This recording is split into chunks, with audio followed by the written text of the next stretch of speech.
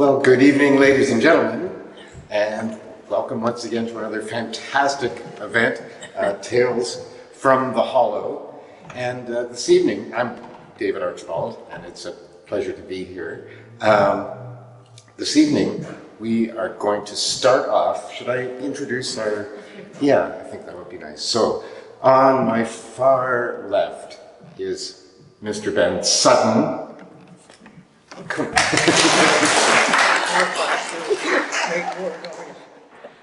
And right in the middle, a rose between two thorns, is Bev Toner.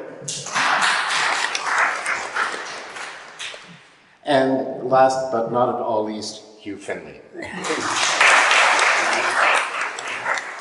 So we're going to cover a couple of bases this evening. And we'll start off with the Anglican Church in Newburgh, which has gone through many changes, as many of the churches have. So I'll immediately turn it over to this table right here and ask early memories of that Anglican church, when it was a church. That's up to you, Ben. Up to me. Well, yeah. Go ahead. I think I tried to look it up a little bit, and some history on it, but there's not a whole lot available that I could cipher. No, I couldn't find it. And I think it was built around 1880. 1881. Was it? Did 81? it? Okay, 1881. Okay, well, Ben, I looked at that 1878 atlas, the Meacham Atlas, and it wasn't there. No, I know that. Yeah. So I didn't, that clued me out. That was no help. Yeah. But I guess the Anglican church here in the village, we'll say, was built in 81. My dad was born in 82. He was christened in that church. And the only thing that brings this sort of to mind is Jack Sutton, who probably you all know Jack, lives down past Strathcona. He brought a book up with, or a box of books up, with old literature that they had accumulated over the years through the Sutton family. And in amongst it was a picture of my two uncles and my dad as choir boys. And I assume Dad looked to be maybe 10 years old, possibly. And Dad was the oldest of three boys, the other being Ed, who went west as a young man and only returned once. I only saw him once in my life. And then Uncle Orlando, which was Bill Sutton's dad, he was in the picture. So the three boys were in the picture, and they were dressed in white gowns, and apparently they had been choir boys. I can't see my dad being a choir boy, but stranger things happen when you're young. That takes me off track a little bit, but right in the church here for a Christmas concert, because I took part in anything that was going on. And the minister's daughter was a real sweetie, and she taught music in Newburgh. So she talked me into doing a solo.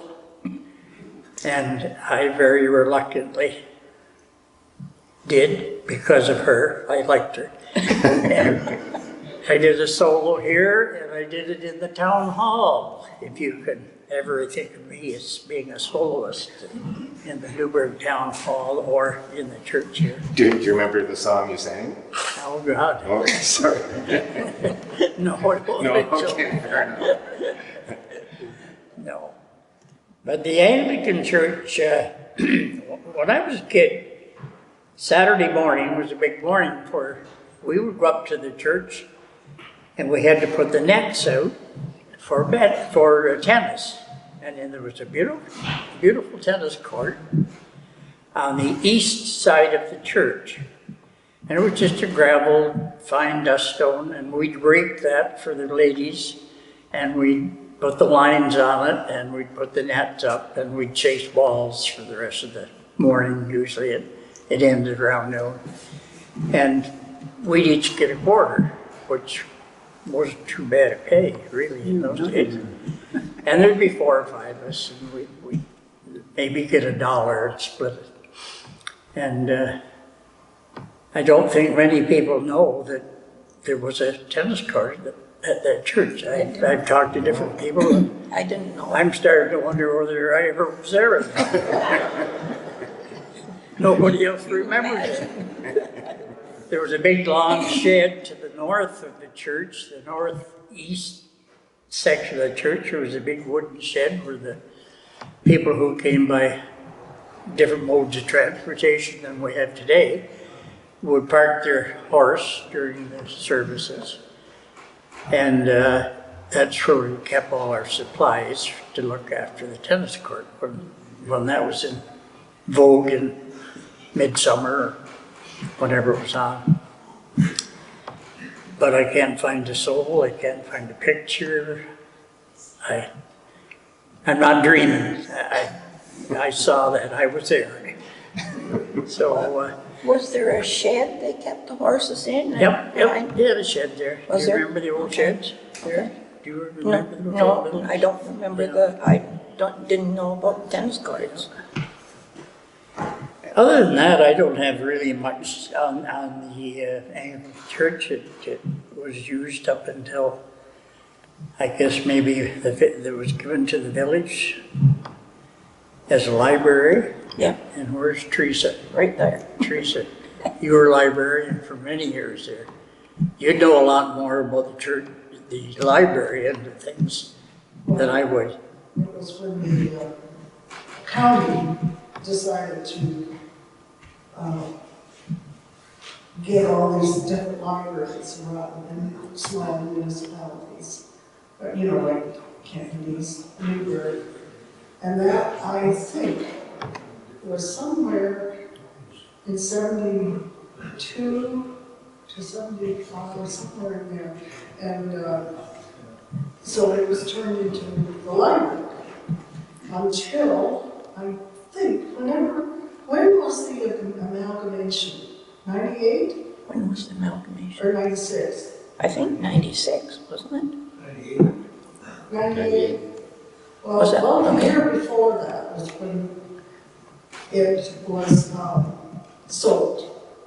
And Thelma Butler, it's too bad because she was the one that got the library from the Anglican diocese for $1.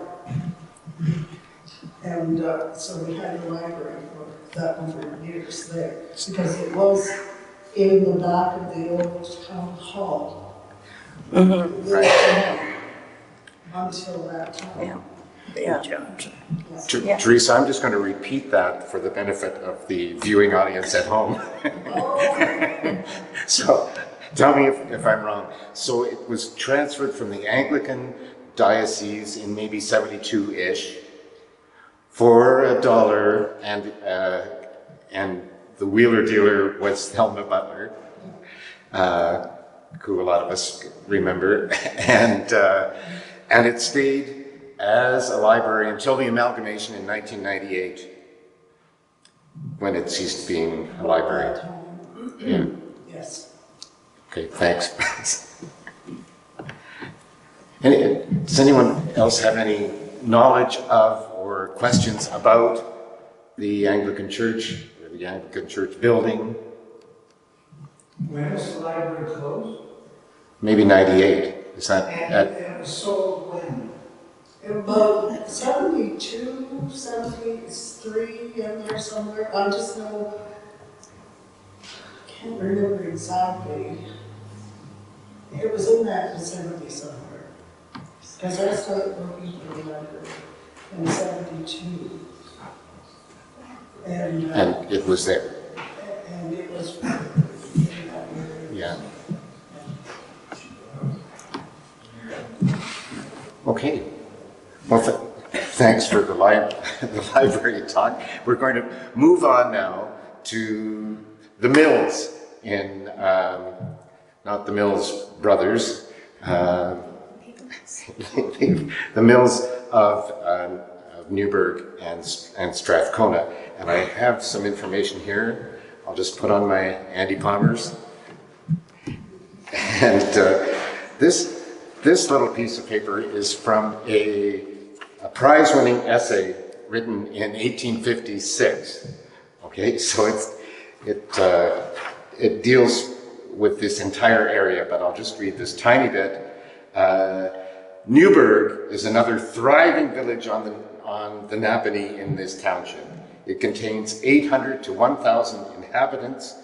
2 grist mills and 3 sawmills are at work in Newburgh. Also, an axe factory and machine shop, carding mill, iron foundry, several cabinet makers' shops with machinery propelled by water power. The water privileges here and along the Napanee generally are very great and valuable.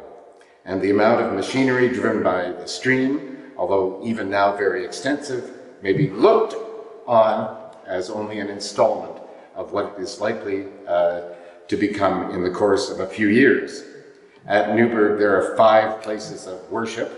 Of course, at this point, there wasn't the Anglican Church. A large academy, which is kept in a spacious and suitable building.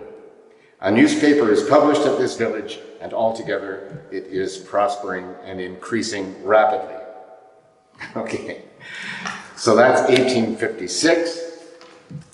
In 1871, J.W. Rookledge of Messrs. Dunn, Whitman and Company became interested in the soda pulp industry and formed a partnership with the Thompson brothers to build a mill at Gananoque. The Thompson brothers, John and James, were pioneers in the Canadian pulp and paper industry. When the building in Gan had been erected, it was discovered that one end was in danger of sliding into the river. So a new mill site was chosen at Newburgh, a village that boasted of an almost unlimited supply of water power, 7 miles above Napanee on the Napanee River.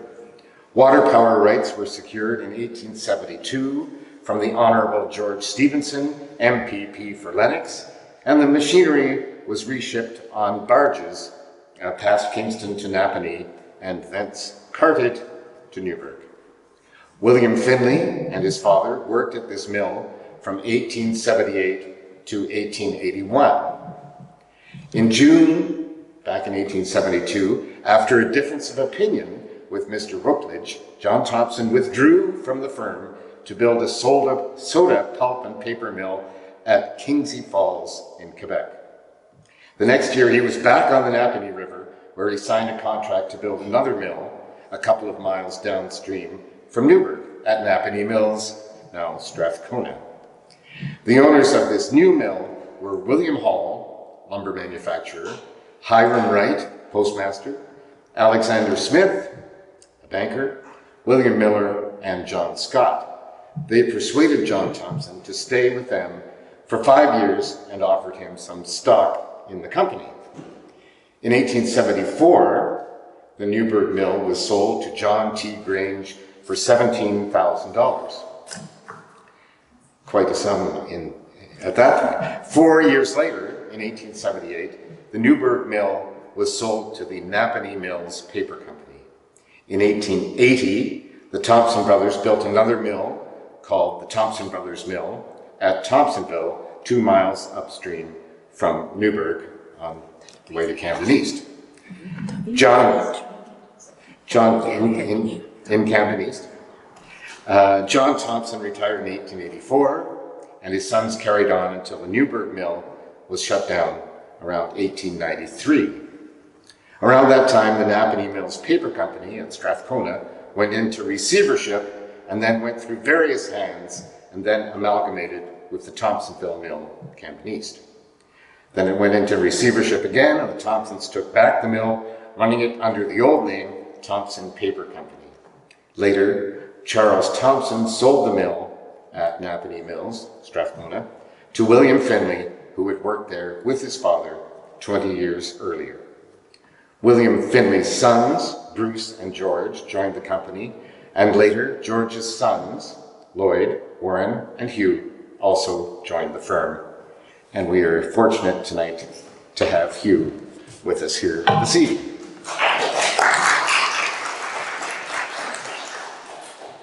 So, Hugh, welcome. And I wonder if you have any thoughts on that.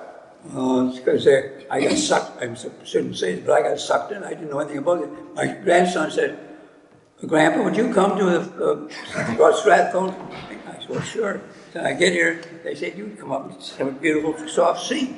So, I can remember, actually, I think back about it, I can remember my grandpa and my dad. They went the mill went bankrupt 3 times when they were there. And I think that's why my dad died quite young. He died at 60. He used to say how he used to get down on his hands and knees to go to the bank to beg money to keep it going.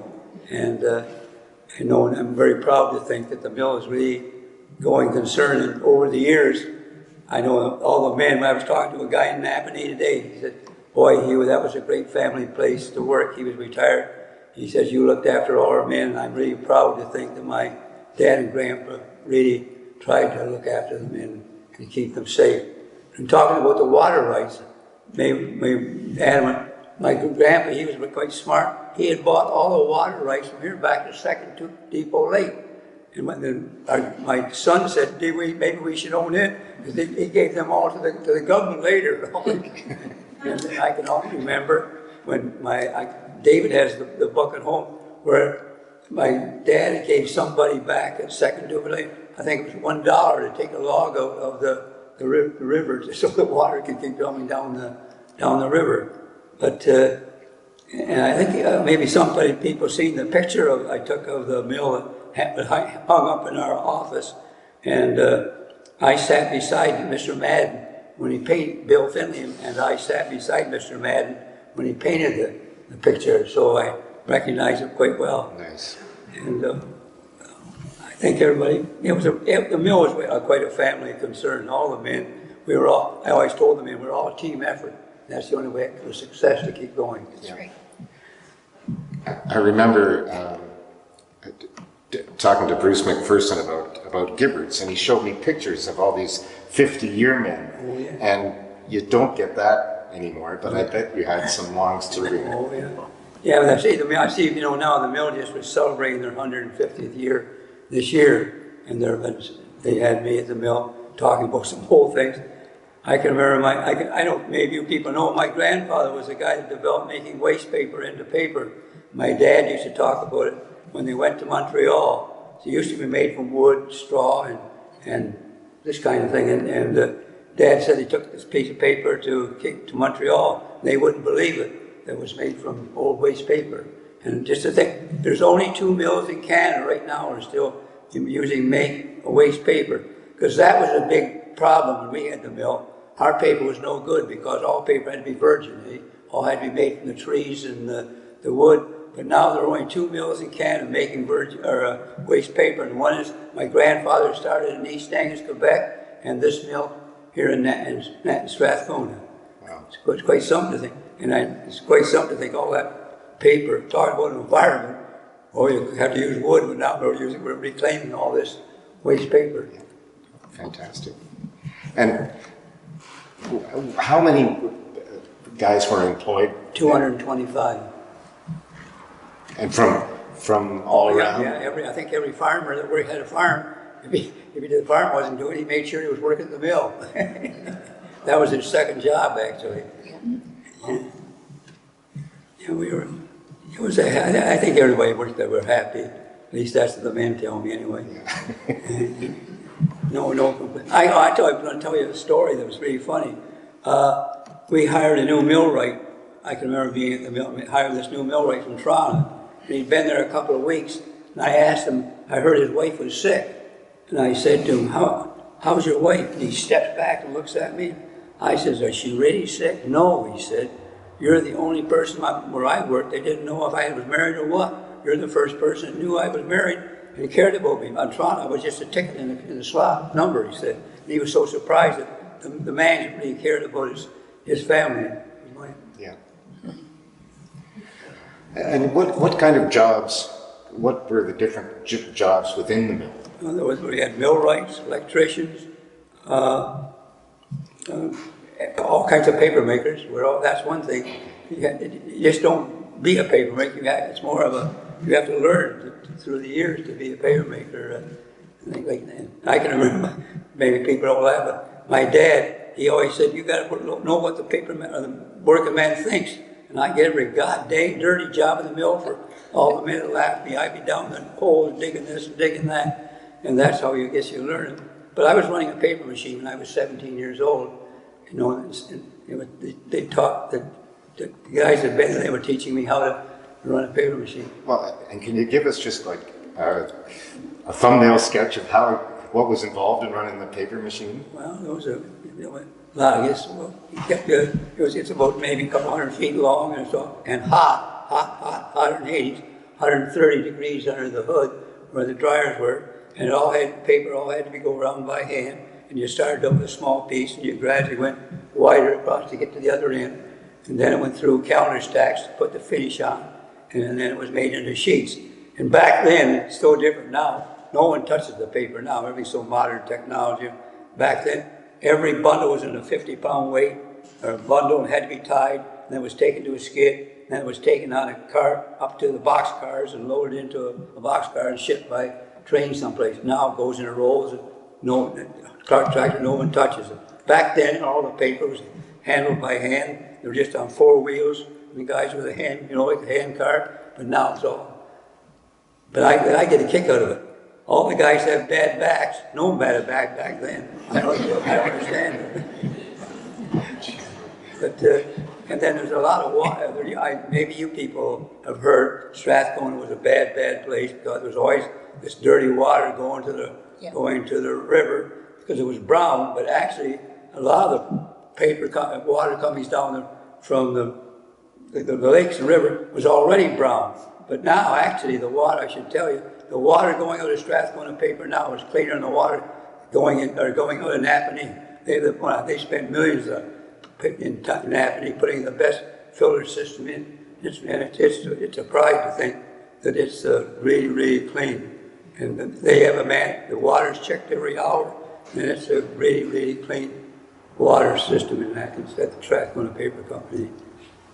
I guess I'm the only living survivor left, so I'm really proud of my parents and my uncles and my brothers. We kept it going for all these years. Yeah. Because I say we went bankrupt 3 times. People don't know it. I can remember my dad getting home at the supper table and on our knees, praying that Lord, that He can cancel the coal bill this month so He can pay the men next week. See, the mill burned 85 ton of coal a day. It was all handled by hand too. So things always weren't easy. And the coal came in by train? Yeah, no, the boat came in by barge to Napanee, okay. and the mill owned out by the dock, and the mill was the coal was trucked to Strathcona by truck. That's how I used to get the ride once to go to town. The trucks went back and forth, so if I wanted to go to town, I could ride with the guys going back to Napanee. And then another thing, it was so much fun when we were kids. The train did all the shunning. They came out from Napanee, and all the kids in the Strathcona couldn't do that now. They could down ride in the engine and the caboose. All would have more fun to picnic down there riding it. And back then, but now we couldn't do a thing there. We had lots of fun.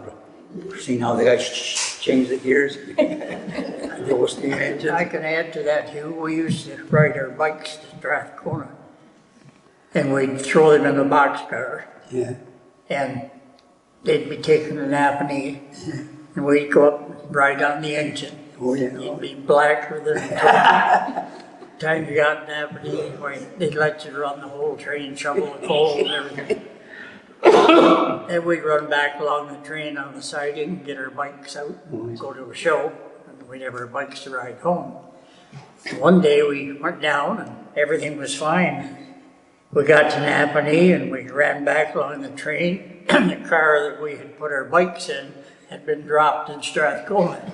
So we had to walk from that back to Strathcona, just praying to God that we got back, got our bikes out before they loaded it with paper. One other thing I can say that, yeah, I think every boy and every girl loved to go to the stockhouse, the paper mill, to get all the funny books. Yep. Yep. Huh? Yep. Friday night at 8 o'clock. Everybody had funny books. And then later, when Playboy came out, it was really bad. Really busy. That's when Arch Piper took over. Oh, that's right. He put the run on us.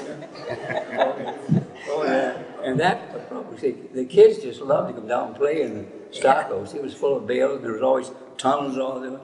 But now I just think, man, there wasn't a person hurt, or because I like my cousin, or my, or David's cousins, all used to come from Peterborough. That's where they all wanted to go to the mill, have a ball in the stockroom. Do you remember Wilson Toner? Oh, sure do remember Wilson Toner. Well, he told me that he used to go down, get the funny books, take them home, get with his wagon, take them home, read them, take them back down to the paper mill and resell them. I wouldn't be listening. That's enterprising. Well, not too many years. There will be a few when all the hockey cards come out. Oh, yeah. Oh, yeah. Oh man, we used to get big skids of them like this, maybe a couple of 1,000 pounds of them. And well, Adam, he's been still looking in our house to see if there's any left. They're all mine and my mother threw them out. Yeah, mother thought they were a waste of time. Mother threw them all out. Yes, I had them too and I threw them out. I cry now. Oh yeah, they were big skids, about Yeah. 8 foot square. Yeah. Boy. Yeah. But then I just think everything was done by hand. There was no machinery, Yeah. and now things are different. Everything's so mechanical. Everybody sees it. Things are every place you look, there's a robot here doing this. But back then, everybody, and it's mind-boggling how these bales weighed over a ton, and one guy could pick that up and handle it, just no problem at all. But I learned fast when I was a young boy and working there. All the small bales came in 100-pound bales. I learned fast to pick my end up first when it was time to pick it up. Because you got to pick this up last. You had to lift the whole thing. But I'd make sure to pick my end up first. And where did the waste material come from? Who shipped it in, or where did it? It came from mostly Toronto, Montreal, all over the area. It came by train. They're And panicking now about the rail strike, and in 1950, yeah. there was a rail strike, and we drew paper from Montreal or Ottawa across the river in Hull Yeah. to keep the mill going down here. And I drove for a guy that had a couple of trucks, Horace Clark, and we'd draw milk, do a milk run in the morning, and it'd be done that by 10 o'clock, and then he'd head for Ottawa to draw scrap paper to keep Strathcona All running. right. And that went on all the time the strike was on, the rail strike. And that's what happened after that. The railroad was never used anymore. It always went by transport after that. The train, the CN lost everything. And after that, it was all transports from then on. And Bev, you worked in Strathcona, Yes, and where? I worked, Simpkins had a store in Strathcona, so when I was finished school for the summer, I jumped a ride with Ivan Simpkins. We went down, I worked in the store, and sometimes the night before we got grocery orders from people, so when we came up that night, we filled the boxes and got them ready, and then Ivan would deliver them. And I worked down there all summer, and it was great. And the busiest time was at 10 o'clock in the morning when all the men got the break. They were all over, because the mill had no canteen or anything, so at the mill always had at 10 o'clock, most of the laborers had a 10 o'clock break. And so they crossed the street and go to Simpkins store. Yeah, and then there was the kids came in for the candy, 5 nickel cents for a worth of bottle, that, 5 cents worth of that, Yeah. 5 cents worth of that. and 3 cents for the bottle. Yeah. Yeah. And I enjoyed that. That was good. You met, of course, pretty well knew all the people I bet. in Strathcona. Did Finlay's own the Brown Street? He sure houses? did. That's what I thought. And, yeah, Yeah, actually, the mill owned a lot of houses. They owned a lot of houses in Newburgh too. Well, then when the mill went to unionize, there was a big problem because the men wanted to throw so much money. But the trouble is, the guys were paying maybe $25 a month for rent for their house. So how are you going to compare these people with that weren't working there? So that's when all the houses were tore down and sold. Okay. So everything was fair for everybody. Were those houses moved from someplace like Desron or No, something? they just went, psh, they're all. No, before, when the No, first, before, when Brown Street first originated. I don't know that many, I can't tell you that. Dad always told me that those houses, the lower end of Brown Street out toward the highway, Yeah. had been formerly either in Napanee or Desron. I can't tell you that. All I know that my grandpa lived in one of them, Yeah, and, so did my uncle and aunt. yeah. yeah. He worked in. I think all people lived in those houses, worked at the mill. Well, they did. Oh, that's yeah. what- Yeah. But that was a problem. None of them had washrooms, none of them had bath, everybody had an outhouse. Back then, things were completely different now. But, yeah. But I was trying to, let's see, things are sure different now compared to what they were then. Sure. Yeah. Ben, were there ever any fires at the mills at the Newburgh? Sure was. Oh, yeah, Sure was. they would have a fire every once in a while.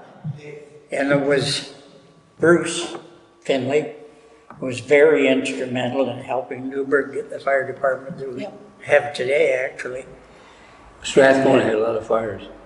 I can remember you remember the whistle, eh? Yeah. Every time the Yeah. fire in the middle of the night, all hell broke loose because Yeah. the boy in the boiler room blew this whistle. So everybody in the village was, even if you didn't work there, they were all helping put the fire out. Yeah. Could you hear the whistle here in Oh, Newburgh? I imagine you could. It was yeah. pretty loud. I'm sure. think And so. Yeah. back then, the whistle did. Every morning at 6 o'clock, it woke everybody in the village up to tell all the men to come to work. At 6 every morning, every night at 6 and 5 o'clock, the whistle in the mill blew. To let everybody know, tell the time, didn't have a watch. Yeah. So what was the working day? What was the, It was sweet. It was were there shifts to it, I guess? And that was a big problem too. My dad and we're a Christian family. When the mill had to go to 7-day week, boy, oh boy, my dad had a fit over that. He didn't like working on Sunday, and let's see, when they went to shift work, they had to run 7 days a week.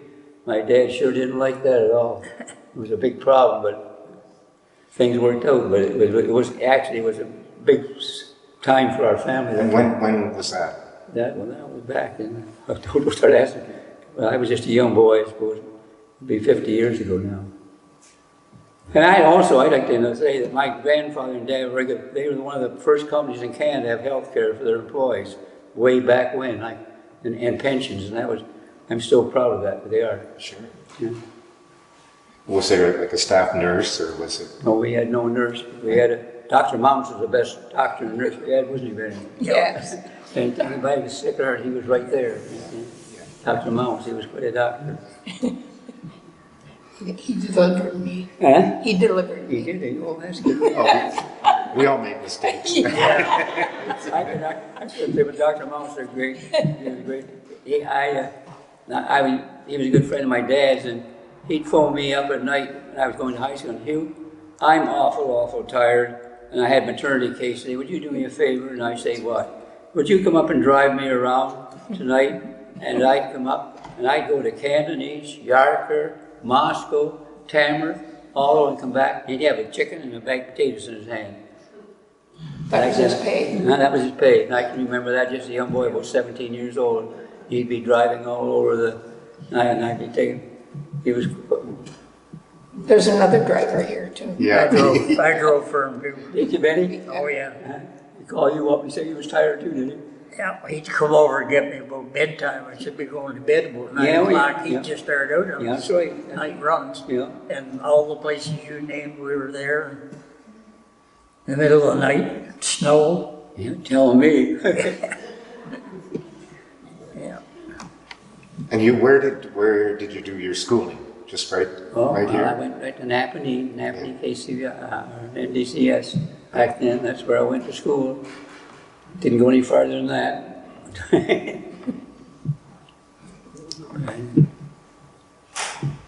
And were there any, like at the mill, were there sports teams? Oh yeah, we had a good sports, we had a good ball team and a good hockey team and played all over Ontario. Well, Newburgh, and we used to have big fights, didn't we, Ben? Yeah. Newburgh and Strathcona, Newburgh and Strathcona. Ooh, look at the time. You're stirring the pot there. I see you're stirring the pot there. Yeah. Oh yeah, Strathcona. See, a lot of what the problem was, a lot of the guys that worked at the mill lived in Newburgh, so there was just always this where they're going to play this summer. They're going to play in Newburgh or Strathcona. Oh yeah. And see, I was the ball team. Most of the guys playing were all veterans. They all came back from the war, eh? And I was just a young kid, about 16 or 17. These other guys are up 20, and I was just a young kid, and that I was playing with them. So. We never had a choice. You either played ball or you didn't play That's ball. right, nothing else to do. Age meant nothing. Yeah, you know, your ballpark was up behind the public school, Yeah. and ours is right across from by the mill up this way a bit. It's on the Behind Newburgh Road. Bruce. Behind Bruce's place. Yeah, that's right. Yeah. Yeah. Yeah, Bruce did everything for the fire department, and then we let his house burn. That hurt us so much that we couldn't save that house. And for the things that he had done for us over the years. Who's this, Ben? Bruce, Bruce, that's my uncle. Hugh's uncle. Yeah, my dad died when I was quite young, 20. But I say that's what killed him, but borrowing money on. He was in charge of the finance department. And he was the guy, he was in charge of sales and finance, and took his kick in the end. Come out. But we were all blessed, though. Yep. Any questions from the floor? So who owns the Strathcona Mill now? So the question is, who owns the Strathcona Mill now? Paperboard, a company from the States. They own 3 or 4 paper mills in the States. Paperboard, they call it. Because it was Roman for a while. Yeah, Roman, yeah. Yeah, Roman. I worked for them for 5 years, yeah.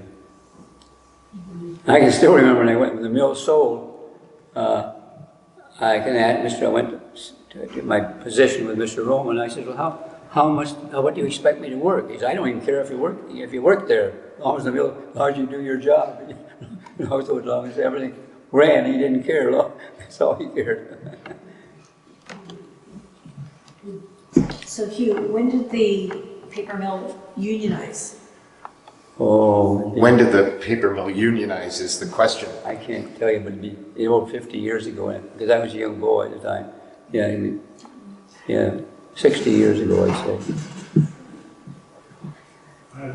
A little bit off topic, but do you know when the paper mill at Thompsonville burned down? Come on. When did Well, the river. Yeah, I don't know. My grandfather bought that mill he bought that mill after he owned he owned the mill here. And they moved a lot of the machinery to Strathcona. Okay.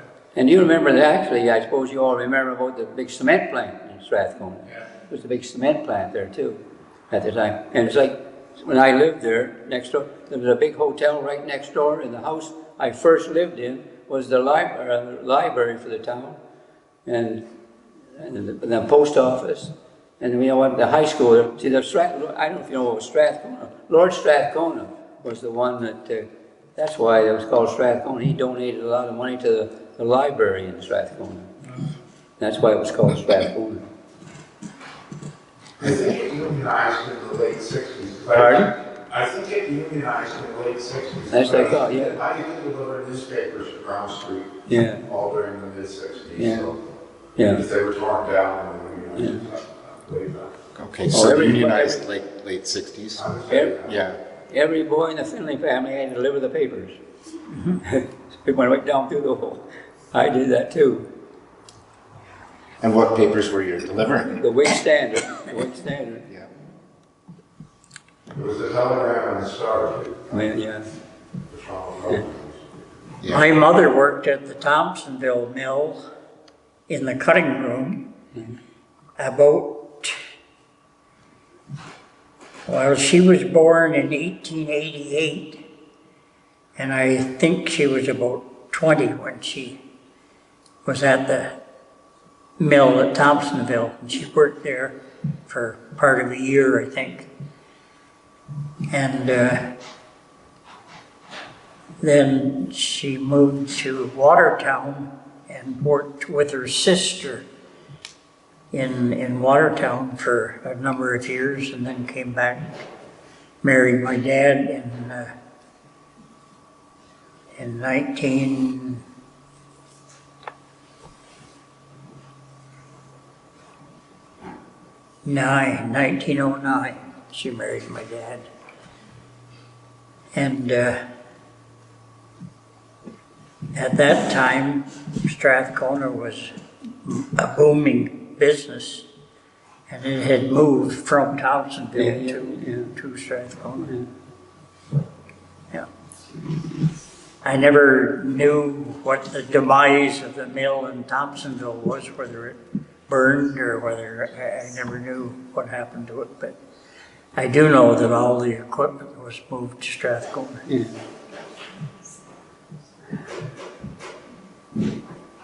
Oh yeah, they used to make, maybe if they made 5 ton a day, they're doing great. Now I think they're making about 300 ton a day now. Anything else from the floor? Yeah, Betty Ann. How many people are working there now? About 120. They have more office staff now. It's so funny, things have changed. There's more in the office than actually in operations. There's so much paperwork now, and computer. I always thought they said computers were going to cut staff, but I think everybody's got a computer, so they seem to take more people. You know, I know a good number of people that work there now, and they still love that job. You still what? They still love working there. I don't know. The people that are there now. Well, I'm proud of the place, and as I say, it's always tried to be a good place. Well, the people who own it know it. And I was there a couple of months ago. They were asking a few questions. I'd tell them a few answers. And Hugh, where did the Finleys live? Always right? Well, Adam, you're the guy in history. You should tell them. The Finleys started in Virginia, and then they moved to Pennsylvania and Pittsburgh. I'm just going to repeat that. So the Finleys started in Virginia, and then they moved to Pennsylvania. Yes. Okay. And then so my great-grandfather William, who bought the mill, he moved to Scotstown, Quebec, which is where my great-grandfather was born. Okay. And then that's when they came down and married into the Rook family, and then that's when he bought the mill in 1903, I think it was. Okay, so help me here. From Pennsylvania to Scottstown in Quebec. It's very, very English area, very Scottish area there. Right. It sounds it. Yes. Yeah. And then my great-grandfather William, who bought the mill, he came down this way, as you mentioned, worked down here, and that's where he met his wife, and then bought the mill in 1903. Okay, so from Quebec, William Finlay came down to this area, met his wife, married. Yes, he worked in the mill in Quebec as well. He was Okay. making quite a lot of money at the time for it was 1903, he was making somewhere around the 5 figures, so it was quite a lucrative business. Wow. Back at that time. I dream of five figures. One day, though. I always wondered, I've asked Adam, I always wondered how my grandfather and they were able to buy the mill, being just a superintendent of a paper mill, ends up buying the mill. I think it took a lot of nerve. And where are you getting this information? A lot of newspaper diving. Yeah. Through Ancestry.ca, you have access to the newspapers. So hours scouring newspapers from Montreal Gazette to Toronto Star to Big Standard, everything in between to find all the paper. Yeah. So a lot of newspaper diving. Montreal Gazette, Toronto Star, Kingston Whig Standard, the Strathcona Chronicle Herald. There's also a book that Warren wrote. You must have. Yeah, that's right, yeah. Adam Warren, Jacob. yeah. That's where that's all where we got all the information from. Okay. No, it's funny how you sit here, 'cause I spent a lot of my time in these seats here, and our family were quite a Christian family, and I'm just looking over here now, there's the baptismal font over there with my memory of my dad. And then my son was the first, Scott, the snow skater, was the first boy to be baptized in it. Anything else you want to tune before we go? A quick song.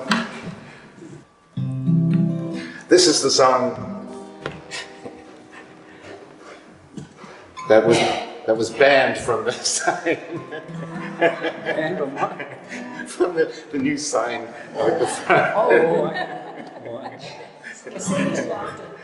Pardon me? I say it too often. I sang it too often. oh, I see. This is what you get for listening to Mr. Ken Clark. Band in Newburgh. Okay. It's called Hometown. Maybe you all know it. So sing along if you do.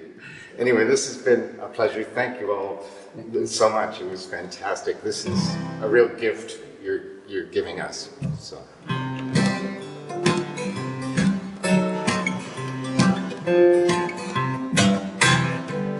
All the streets are looking kind of dusty. Where is the rain? And the water tower's looking rusty. Ain't that a shame? Seems the whole damn world's been changing right before your eyes. But there's always something here you're gonna recognize. In a hometown, in your own town, it's a place you'd like to stay, a melody away, hometown.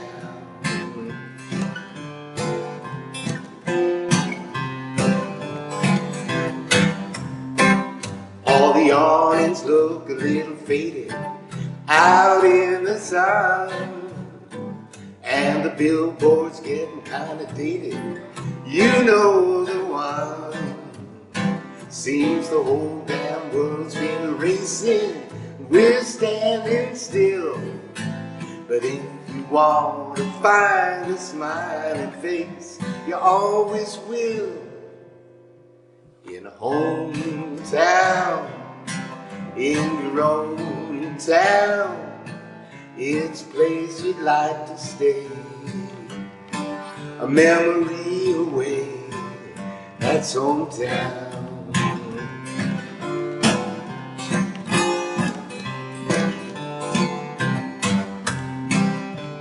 Take a stroll down any sidewalk and hear the crickets sing a song. Neighbors sitting on a porch swing, and fireflies lighting up the lawn. See the kids hanging on the corner all through July, waiting on a little entertainment like who's driving by. Seems the world keeps getting younger, we're just getting old. But still, we've got a treasure here that's shining bright as gold. in a hometown. It's your own town. There's a welcome mat and an open door. Sleeping bag rolled out on the floor. There's always room for just one more in my hometown. Always nice to see you back in my hometown.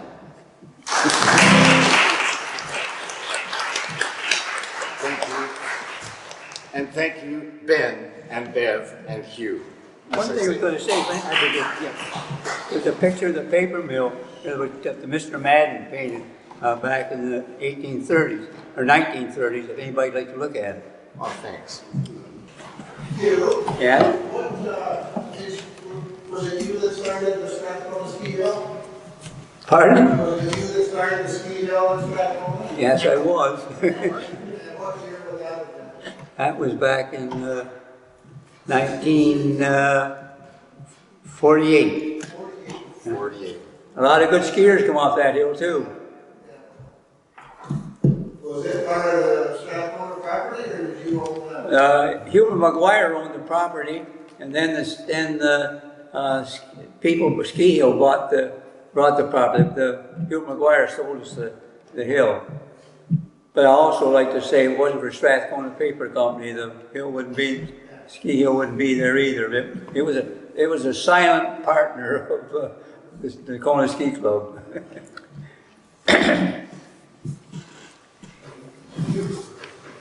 I think Strathcona was a silent partner in a lot of things. Our fire department, anything we broke, be it 10 o'clock at night, somebody knew somebody who worked in the machine shop, and the part was taken down, and by morning we had a new part made in the machine shop.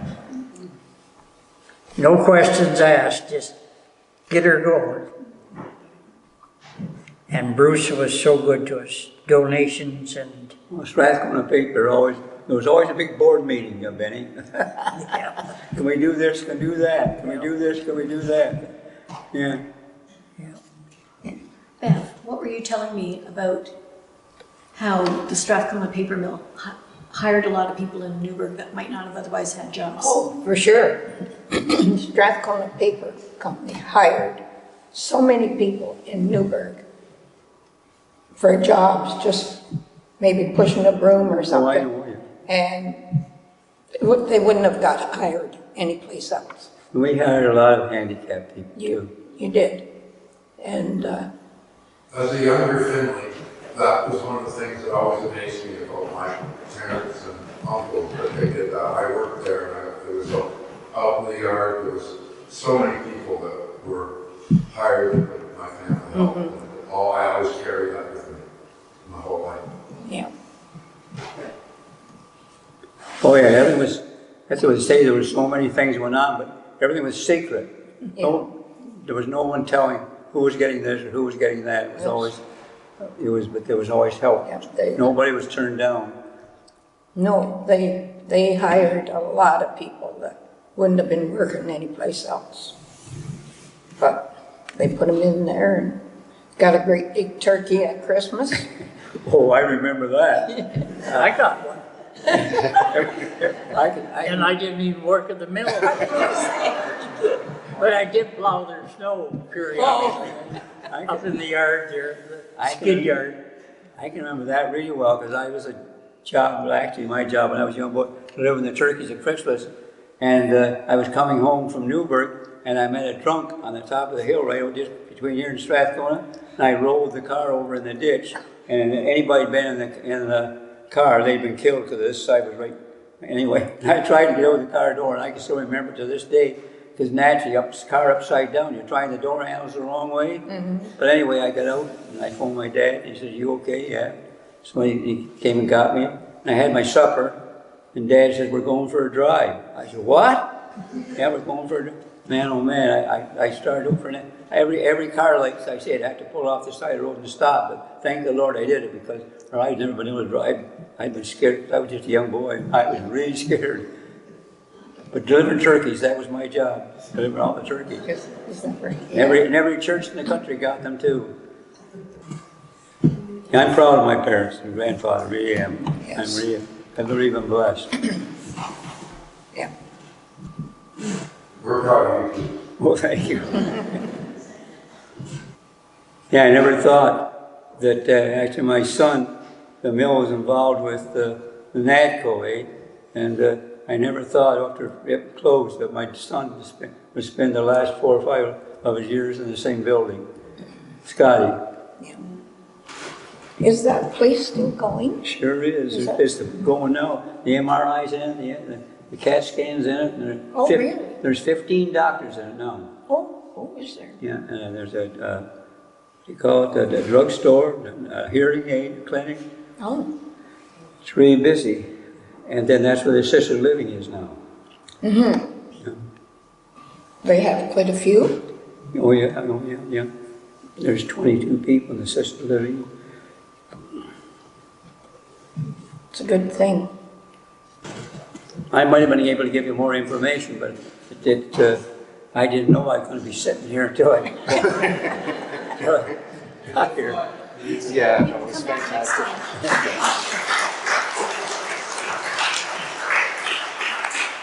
And my grandson's mad, would you like to come to me? Yeah, I'll come up and stay. Thank you.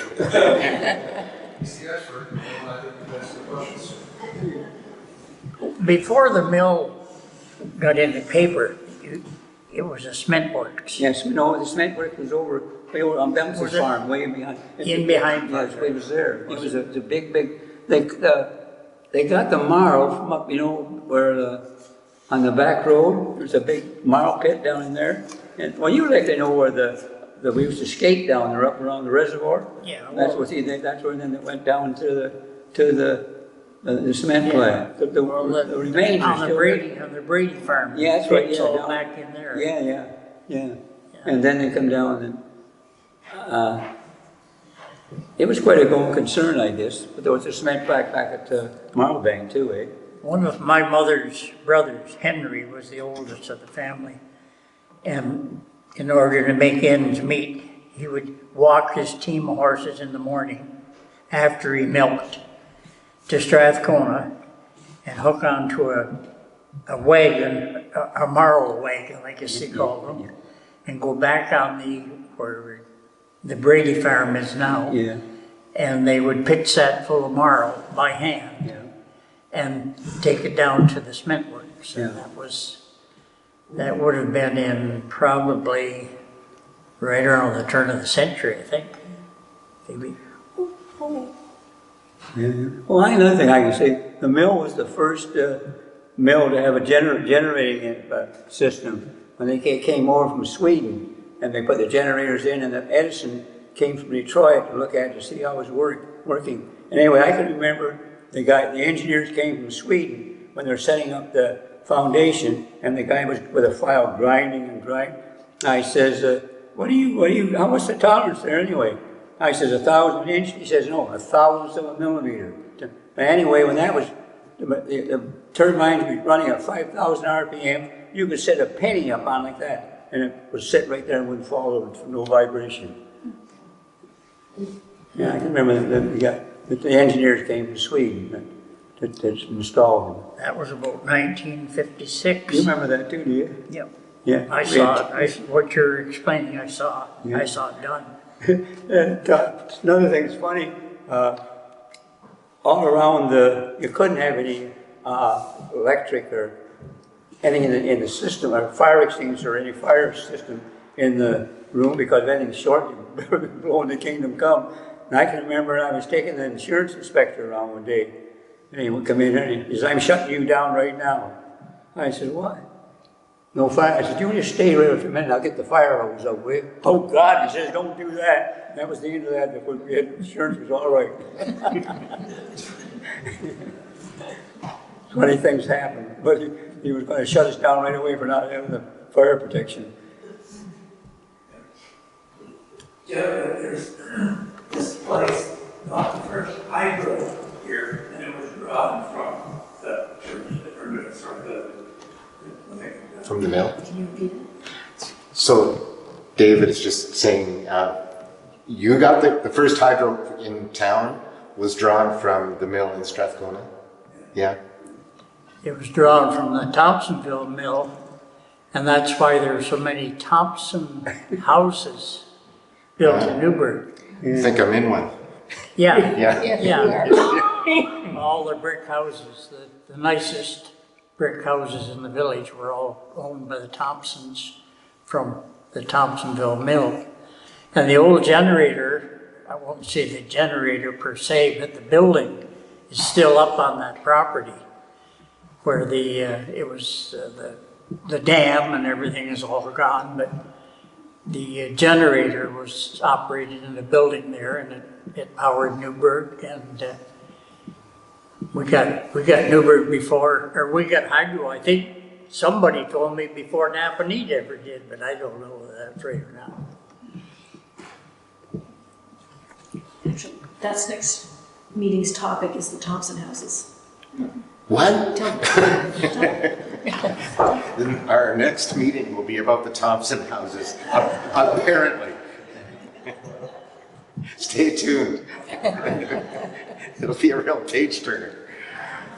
Was yours the Thompson? Yes. Ours and where David is. Yeah. And the night house Yeah.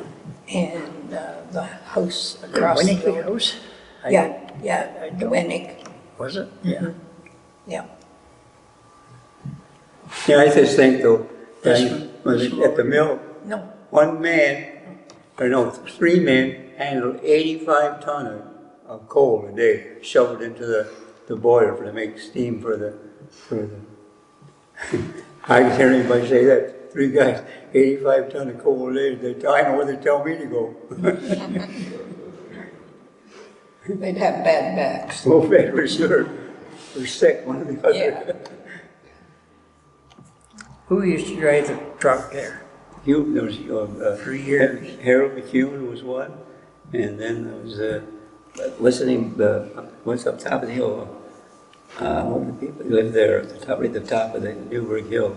Lived there. What was his name? Hardricks? No, the guy lived there before.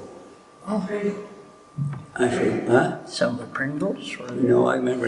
Anyway, he drove there for a long while, and then another guy ran the crane in. Yeah. Napanee, he had a crane right there, and all day. But the big barge had come in from, I think they came across from Rochester, and the whole big barge.